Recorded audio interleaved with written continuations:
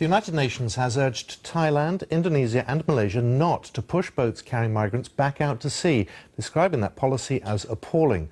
The comments came after about 800 illegal migrants arrived in Indonesia, many of them Muslims fleeing persecution in Burma, also known as Myanmar. Well, with me now is Tan Kin. He's president of the Rohingya Refugee Council, the organisation here in the UK.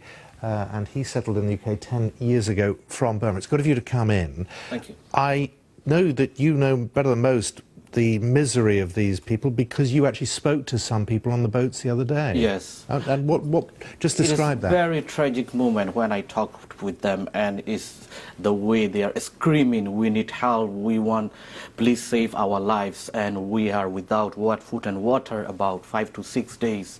And so please, we need help from international community. That's the way they are crying out. How has it got to this? Who are these people that are in such desperate need that they make this journey? Well, if you ask who are these people, if we look back and see these are the original native people of Arakan State, western part of Burma. They are facing systematic ethnic cleansing plan from the Burmese government for decades, and after this President Thein Sein government came, they are imposing more restriction on movement, marriage, education, and creating, popular violence, violence and pushing them to the camps, and their houses were burned down, thousands of Rohingya were killed, and 140,000 Rohingya IDPs now. And so the government is deliberately impoverishment doing for the Rohingyas, and by denying their legal status, and the government is intentionally pushing them to the camps and blocking of aid. And so their policy is whether you want to stay in camps or whether you want to leave from the country. Where are they trying to get to? Where is their ultimate destination? Well, they are trying to look for somewhere where they can get safety and security and shelter. So that is where they are heading to.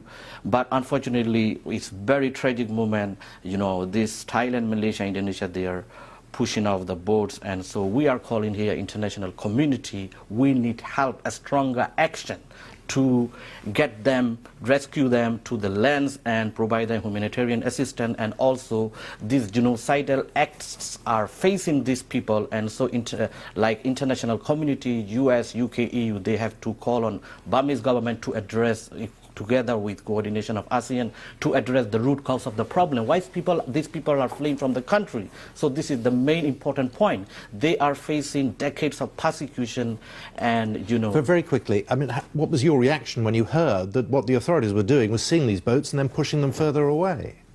Yeah, this is very surprising and shocking the way they're doing. As a human beings, at least they should provide them, shelter to them first, where they are risking with their lives. So firstly, we are calling on, search and rescue them to the and bring provide their bring their navies to the sea and bring them to the land, and after that they have to provide humanitarian assistance. So addressing the root cause is the most important point here by international community, a stronger action. So this is happening because we have seen that international community has been so far 3 years going on not taking a stronger action. Instead, they are quite encouraging President Thein Sein government some reforms. So you need to see some action. We are the people a kind of extinction, going in danger of extinction. So we need international help. Duncan, it's good of you to come and talk about it. Thank you very much.